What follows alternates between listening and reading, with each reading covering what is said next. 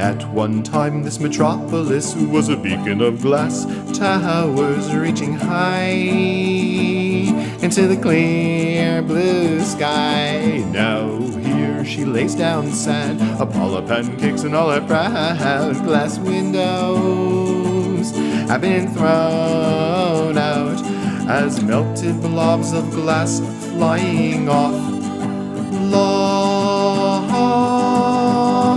into the land. And the three proceeded down the melted tracked way.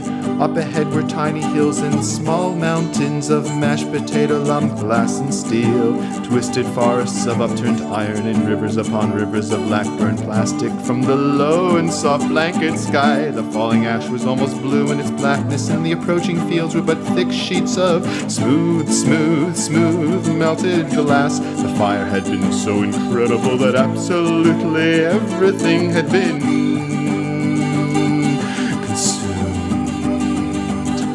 all the labors of civilization, labored and loved and labored, were now simple slime and smelt, drippy fung under the nice brown pillows, floating clouds, low and brave. Steel beams were now just long silent drips into shame, porous pus and cups just as gone as the old blue tears on a gentle tin man's face.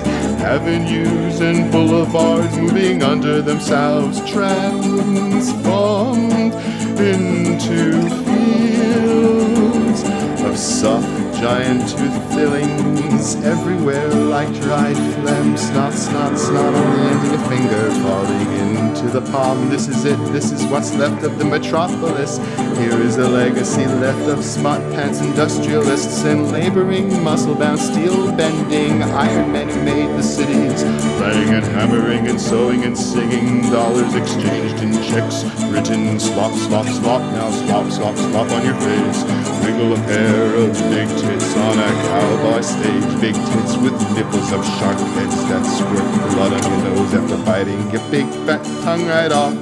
Here we go now, smash up the city, melted into the common mush in about 1,000th of a second, with a blast of white light and big brick oven heat that levels the city like butter. So simple to incinerate millions of sleeping people. Just burn them into little baldy bugs and let the sticks grow up out of the ground and impale the rest of them. Hang them by their brown and blue assholes while their posh apartments crumble into cindery paper, with smoke rising up into the air, rising like tar-covered angels raped and thrown out of heaven, while the devil boogeymen hold down the poor and pregnant woman with a golden halo stomping on her belly. She screams while her husband with a donkey lies dead with his throat cut. Flan looks ahead at all this, the crust and the curd festering in melted pools of plastic, colors and colors of rancid oils just whirling in broken jaw slime.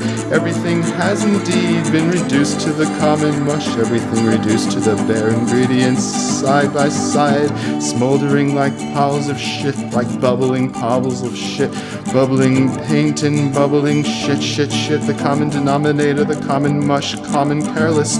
This was the city now, piles of plastic and glass, mountains and hills of melted glass, like sickened candy canes, poisonous sugar laced with vinegar and nerve gas. Flan felt like vomiting all over himself in the big shocking mess he was walking into. This forest of hard goo, this gigantic garden of urine, gasoline barners, sick, flattened out across the burnt, open heart surgery land. Here, singing a nervous opera, he was watching those bright black and hysterical loud columns of smoke, miles and miles long, like a thick black and silent tornado, rising as revolving ropes and traveling along under the low brown clouds as giant worms might, worms of smoke colliding like spiderwebs and stabbing themselves into the low brown clouds, joining them while Flan and Ginger's nostrils remained almost carved out by the sickly, sharp stink of burnt plastic and fumes burning their eyes in the awful heavy air. They look down to their feet and they see, way under the sheets of clear melted goo, they see billions upon billions of black pebbles, pod like pepper, crinkled the jackhammer, shattered remains of the nice concrete roads, and kind generous bridges, bits of steel, bits of rock, iron quartz, granite and marble. Now just little chunks of worthless bric-a-brac, hack, nothing but pebbles and stand, nicely textured and preserved under the melted glass sheets.